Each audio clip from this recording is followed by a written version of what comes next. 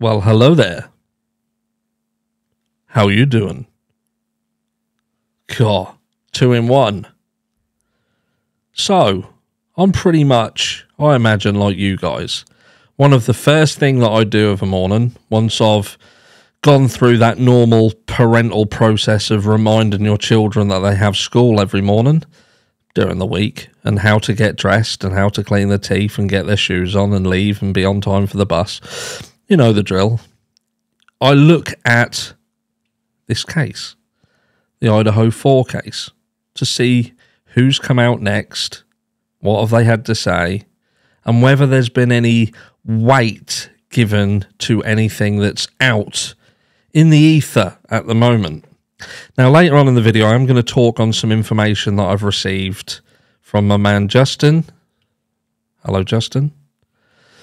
And we're going to touch on that. But first of all, I just want to touch on, there's a little bit of confusion, something that I don't get, and I don't know whether you guys have noticed it. Now, I watched a video earlier today. It was a channel, big channel, I think over 1 million subscribers, and they talk about this case, and they were showing interviews of people, or clips of people who were talking about their interactions with Brian. Now, there seems to be a lot of people who are coming out and saying, look, he was normal, he was nice, he was a nice guy. There was a guy who had gone to college with him and done, this was back in 2018. Now, I did find it a little bit odd that he had turned around and in that statement it said, well, this was, when I saw this guy, he looked different. He looked like a totally different guy. The Brian Koberger that I remembered was this chubby kid, a little bit odd, but nice. He was a nice guy. Then we had a female who he was friends with her brother and friends, etc., etc. And this was in 2017. And she had pictures of Brian looking pretty much identical to what he does now. So I think to myself, so the guy in 2018 remembers him as the chubby kid who was a little bit strange. And the female from 2017 has pictures of him looking like he does now, which kind of, to me, makes it look like the guy who talks about him in 2018 didn't really know who he was talking about. Make sense?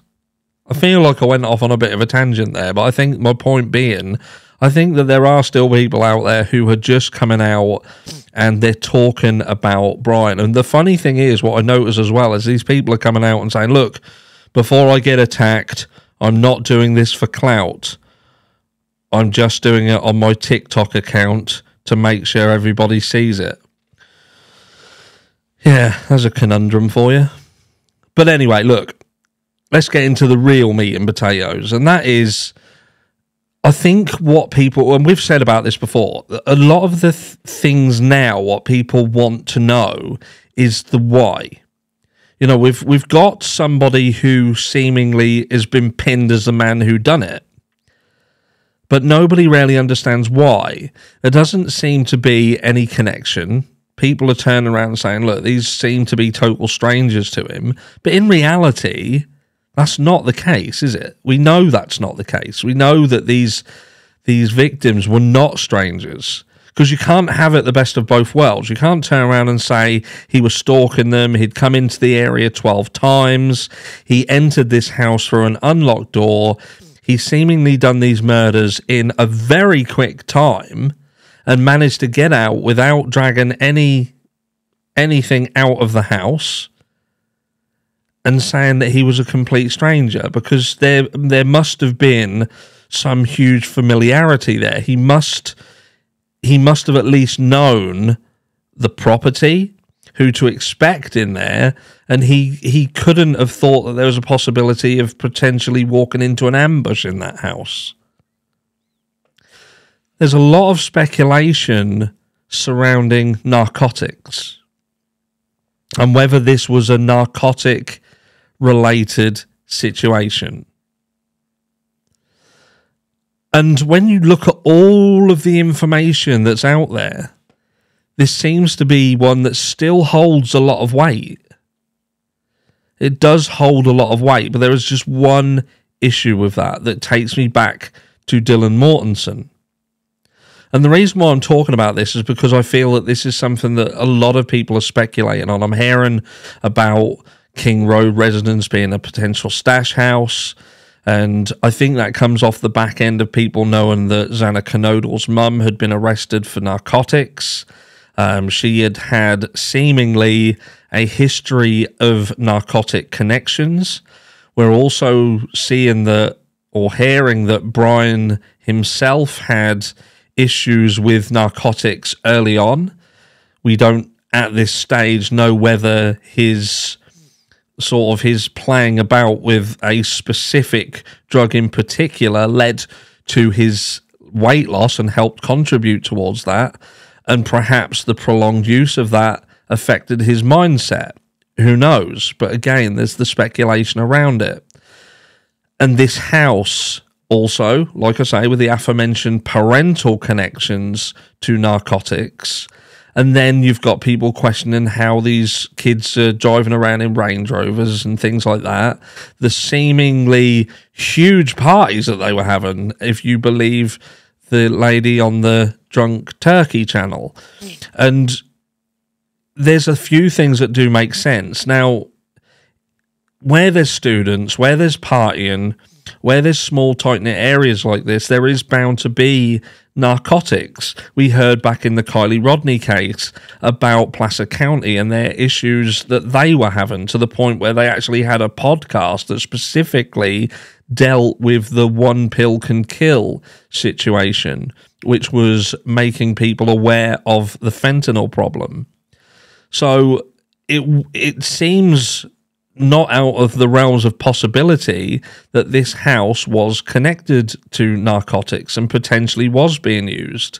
And there are other things in this case that also points towards that possibility, such as the delay in calling 911. Now, I know some of you out there are just so hell-bent on putting this down to Dylan having PTSD. She froze. It put her in this frozen state for 8 hours and then confused her into believing that what she needed to do was call friends before calling 911. She obviously didn't look anywhere else. Yeah, it's one of them where I just can't buy that.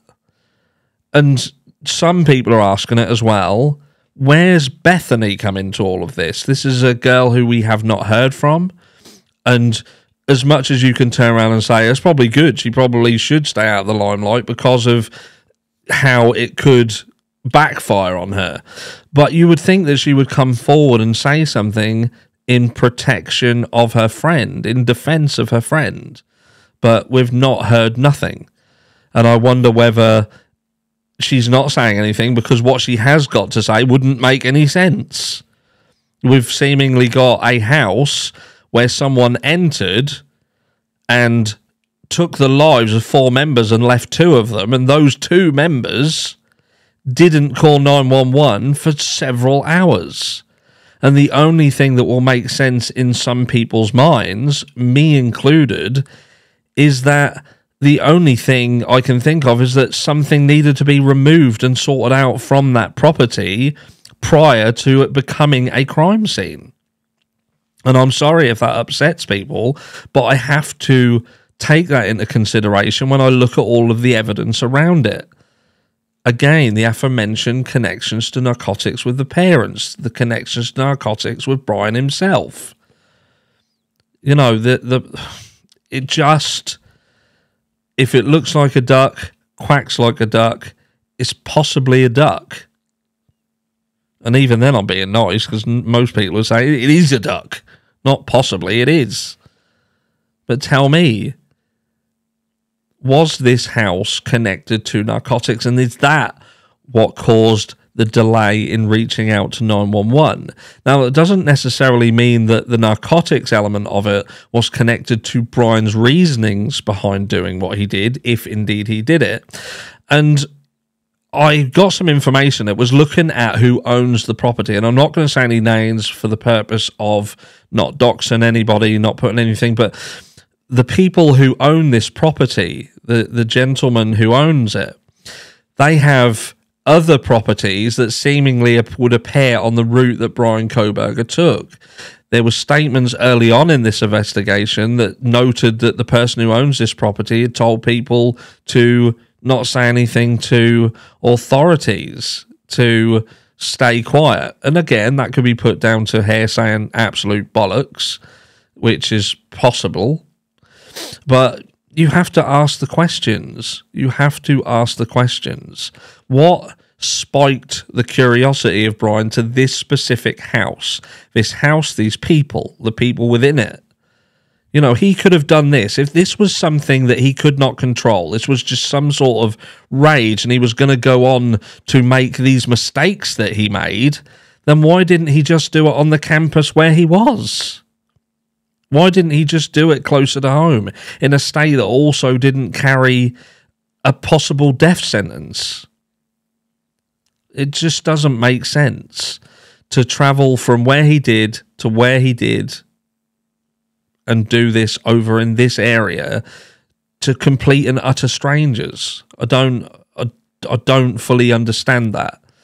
And I don't believe that they were fully strangers to him, like I said at the beginning of this video. And I don't believe that this was as out of control as people make out. Every single person who's come forward about Brian has noted Brian as being an intelligent person. And an intelligent person would not have made the mistakes that he made. They simply wouldn't have done it. Wouldn't have done it. The car, to drive your own car to and from there. Taking your phone. All of the things that we've noted in the background before. And I'll just leave you with this. With respect of some of the things that people have emailed to me and some of the questions surrounding the narcotics and whether people were helping Brian on the inside, this is the only issue that I have with that. Why would Dylan Mortensen describe Brian if she was involved? That's the only thing that I can't quite put my finger on. She could have turned around and said, I was asleep. Because that's surely what Bethany is going with. Because we've not heard anything. There could be something else come out later, but there was nothing mentioning Bethany stating anything in the Alpha David. And do you know what I mean? That's what I can't get my head round. And that's why I do not necessarily think that Dylan had anything to do with it.